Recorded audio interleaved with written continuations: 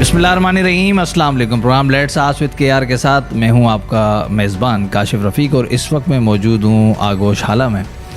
और ये एक बेहतरीन इंस्टीट्यूट आप कह लें यतीम बच्चों के लिए, बेसहारा बच्चों के लिए, जहां पर आला किस्म की तालीम और भी बहुत कुछ है। इस सारी इन्वायरमेंट, इन सारे हालात और इस सारे इंस्टीट्यूट के बारे में ही बात करेंगे। मेरे साथ मौजूद हैं प्रिंसिपल साहब अरशद साहब। अस्सलाम वालेकुम सर। और जानते हैं आइए इस हवाले से कि क्या क्या काम और किस किस तरह से हो रहा है और किस तरह का जो है वो तालीमी निज़ाम इन्होंने यहाँ कायम किया हुआ है। सर सबसे पहले तो आपको मुबारकबाद, अलखिदमत को मुबारकबाद कि जो कुछ मैंने अभी यहाँ देखा है तो वो बहुत ही खुशाइन बात है और दिली खुशी है।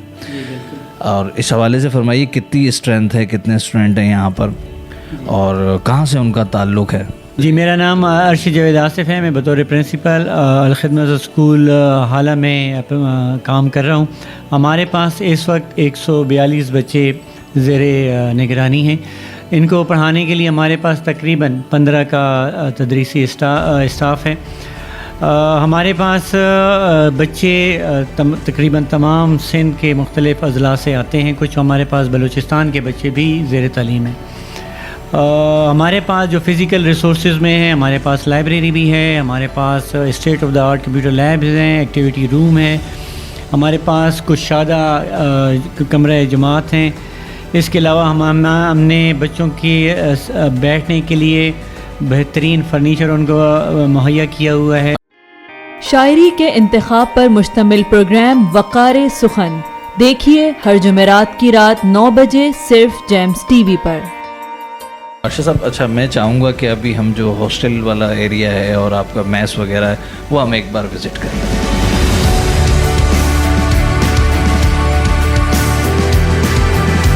पूरा मेन्यू है हमारा मैथ्स का पूरे वीक का, और इसके मुताबिक जो है वो मेन्यू चल रहा होता है। और ये न्यूट्रिशनिस्ट से अप्रूव्ड है। हैदराबाद न्यूट्रिशनिस्ट सोसाइटी के जो न्यूट्रिशनिस्ट हैं उनसे अप्रूव्ड मेन्यू है। बच्चों के डाइट प्लान को उसके मुताबिक बनाया गया है। इसके अंदर मुख्तलिफ़ चीज़ें होती है, सब्ज़ी भी है, गोश्त भी है, चिकन भी है, दालें भी हैं, हर चीज़ को इसके अंदर किया हुआ होता है ना।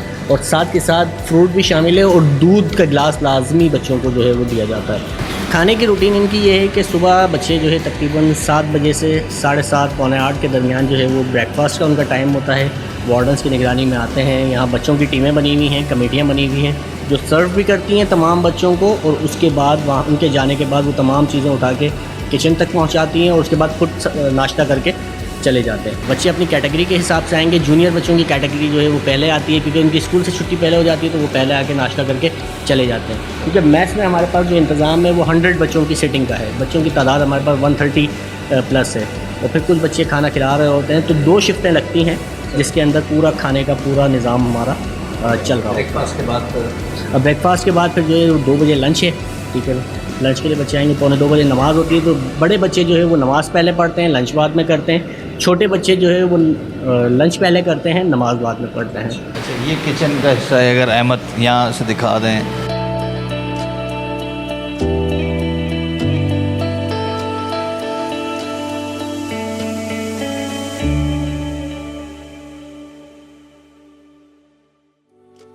Let's clear the biological concepts following CIA Syllabus Biology 5090 every Saturday at 9 p.m.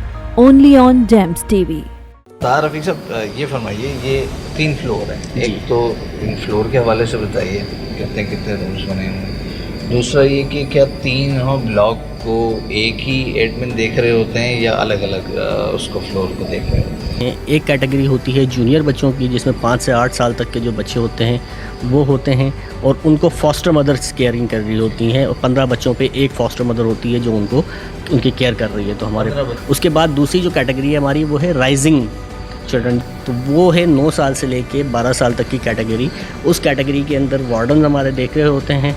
इसी तरह एक कैटेगरी हमारी है सीनियर बच्चों की जो 13 साल से लेकर ऑनवर्ड 18 साल तक के बच्चे होंगे, उनको देखेगी। उनके लिए भी वार्डन्स यहाँ होते हैं। अच्छा, इनका जो दौरानिया, इनका जो वक्त है वो 24 आवर्स ही होता है? जी, इनकी रिहाइश इदारे ने इनको फैसिलिटेट किया हुआ है। जो भी स्टाफ यहाँ होता है उनको फैसिलिटेट किया हुआ है, वो यहीं रहते हैं। ड्यूटी आवर्स अलबत्ता उन्होंने अपने हिसाब से मैनेज किए हुए होते हैं और इस हिसाब से काम कर रहे होते हैं।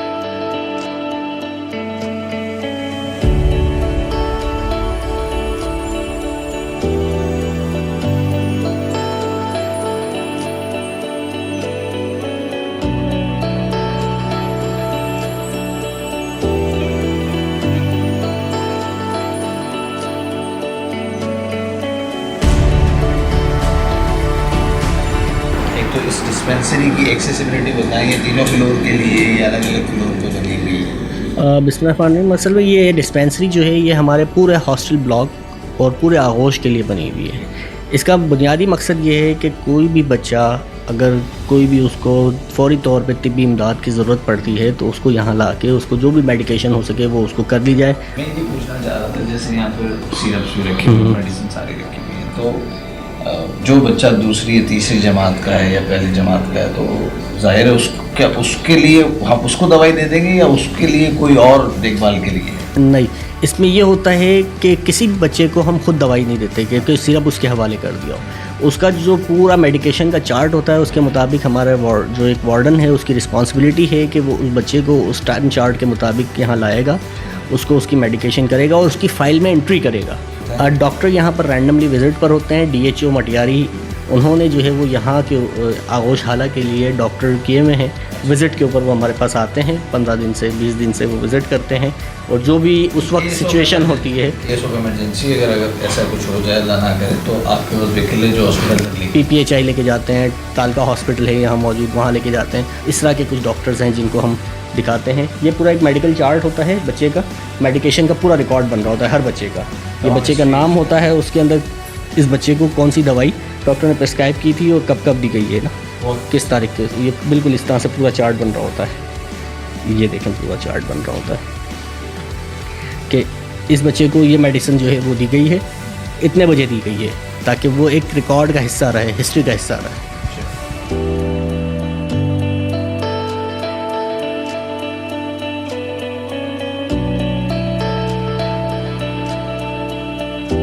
बच्चे केयरिंग करते हैं इनकी जो है ना चीज़ों को देखभाल भी कर रहे होते हैं, इनके साथ खेल भी रहे होते हैं। मोर भी यहाँ मौजूद हैं, डिफरेंट बर्ड्स यहाँ मौजूद हैं।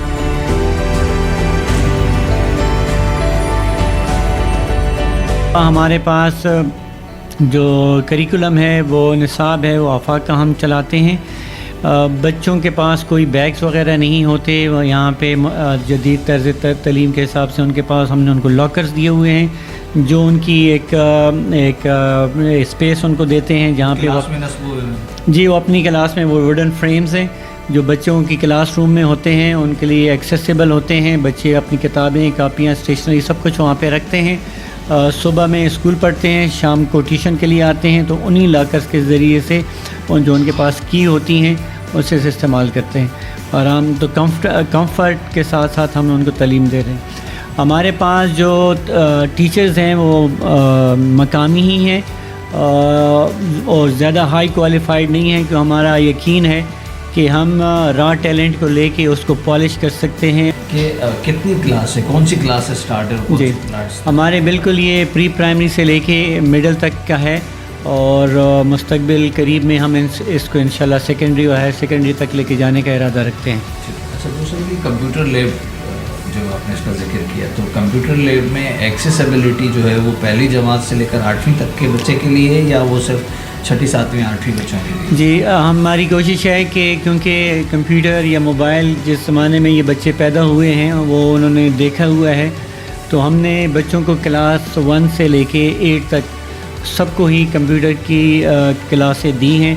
उस बच्चे की फैमिली को जब एक्सेस करना हो, मुलाकात करनी हो, बात करनी हो, तो क्या इनके पास फ़ोन्स हैं या किस तरह से रब्ता बनता है? जी, क्योंकि बच्चे हमारे पास 24 घंटे होते हैं तो घर वालों के साथ रब्ता बहुत ज़रूरी है, तो ये हफ्तावार बातचीत करते हैं। क्या इनकी एक्टिविटी है, किस वक्त उठते हैं और फिर क्या क्या ट्यूशन है, मदरसा है और उसके अलावा स्कूल टाइमिंग है? सुबह इनकी नमाज फ़जर से एक्टिविटी शुरू होती हैं।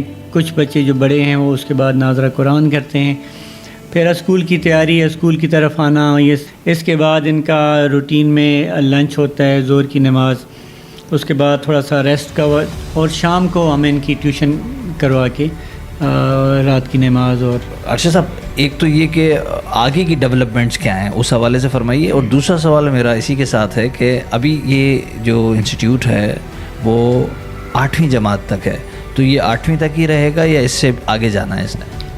जी, हमारा मंसूबा तो यही है कि बच्चों को इंटरमीडिएट तक यहाँ पे तालीम दिलवाएं, तो वो हमारा उसमें ग्रेजुअल या फेज़ डेवलपमेंट हमारी होगी। हमारा ये है कि IT से मुतल्लिक इनको जितनी भी ज़्यादा से ज़्यादा तालीम दी जा सके वो दें।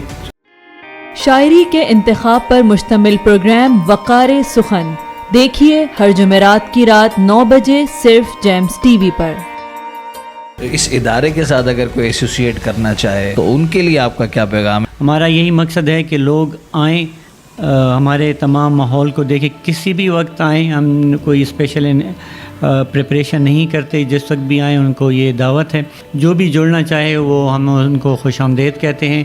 कोई टेक्निकल रिसोर्सेज दें या हमें किसी के साथ कनेक्ट कर दें या किसी भी तरह वो करना चाहें तो ज़ाहिर है ये माशरे के लिए इन बच्चों का हक़ है, माशरा भी इस चीज़ का तकाज़ा करता है। बताइए ये सामान जो रखा हुआ है। ये जो सामान हमारा यहाँ रखा हुआ है ना, ये सामान बेसिकली वो सामान है कि जो बच्चे की रूटीन की ज़रूरत के अंदर उसको ज़रूरत पड़ रही होती है। शूज़ हों, शूज़ भी होते हैं ना कि बच्चे का शूज़ टूट गया, बैकअप में कुछ शूज़ हैं कि भाई डिसिप्लिन तो पूरा करना है बच्चे ने, वो आएगा शूज़ चेंज करेगा, वार्डन उसके हवाले करेगा, फिर जब रिपेयर होकर आ जाएगा तो वो रिटर्न करेगा बच्चा।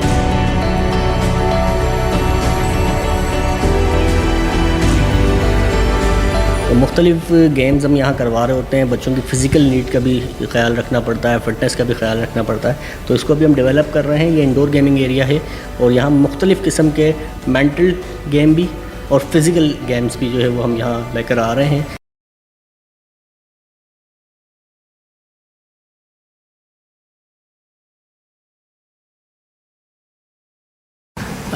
देखें ये पूरा हमारा एक इधर नमाज का चार्ट है, ये ऑन कीजिएगा। पूरा एक शेड्यूल बना हुआ है 5 वक्त की नमाज का। 5 वक्त बाजमात नमाज यहाँ अदा की जा रही होती है। तमाम बच्चे नमाज़ पढ़ते हैं। इवन कुछ बच्चे ऐसे हैं जो रात में उठ के तहज्जुद भी यहाँ पर पढ़ने के लिए आते हैं मस्जिद में अपने वार्डन्स की इजाज़त के साथ। तब ये जो रखी हुई है बोर्ड का यहाँ पर क्या काम है? बोर्ड का काम यहाँ पर ये है कि हमारा सिंध और पूरा पाकिस्तान जो है वो डिज़ास्टर की सरज़मीन बनता जा रहा है। ख़ास तौर पे जो वाटर डिज़ास्टर जो होता है, सैलाबी सूरत हाल, चूँकि हम सिंध में मेन नेशनल हाईवे पर मौजूद हैं और तकरीबन पूरे सिंध के मिड में मौजूद हैं, तो अल-खिदमत फाउंडेशन के डिज़ास्टर मैनेजमेंट डिपार्टमेंट ने इसको अपना क्विक रिस्पांस सेंटर बनाया, एमरजेंसी रिस्पांस सेंटर। और खुदा न खास्ता सिंध में कहीं पर भी किसी किस्म की जो है वो कोई एमरजेंसी आती है, ख़ास तौर पे लोअर सिंध का जो हमारा बेल्ट है, तो यहाँ से उन्हें फ़ौरी तौर पर इमदाद पहुँचाई जा सके। पूरी डिफरेंट ट्रेनिंग हो रही होती हैं। अगर कहीं फायर लग जाए, आग लग जाए, तो उसके पूरे इक्विपमेंट हमारे पास मौजूद हैं। कोई ऐसा हो कि भाई किसी को मेडिकल नीड की ज़रूरत, एक्सीडेंट हो गया है, तो उसके हवाले से जो भी इक्विपमेंट रिक्वायर्ड होते हैं वो यहाँ मौजूद हैं। ये तमाम चीज़ें यहाँ हमारे पास मौजूद हैं। ठीक है। अच्छा, दूसरे की लाइट का बंदोबस्त क्या है? जनरेटर आपने रखा हुआ है, किस तरह से किया? हमारे पास 3 मीडियम्स हैं इलेक्ट्रिक एनर्जी के लिए। सबसे पहला मीडियम तो वाबदा है, हैस्को। सेकंड मीडियम जो हमारा है वो है सोलर। अच्छा, ठीक है ना। हमारे पास 105 किलोवाट का जो है वो सोलर सिस्टम इंस्टॉल है यहाँ पर। इसके अलावा तीसरा हमारा जो सोर्स ऑफ एनर्जी है वो है जनरेटर, कि खुदा न खास्ता क्लाउडी वेदर है और इलेक्ट्रिसिटी भी नहीं है, तो फिर हम जनरेटर से बैकअप लेते हैं और बच्चों को सर्विसेज देते हैं। 24 आवर्स यहाँ बच्चों को एनर्जी की सहूलत दी जा रही होती है, इलेक्ट्रिसिटी की सहूलत दी जा रही है।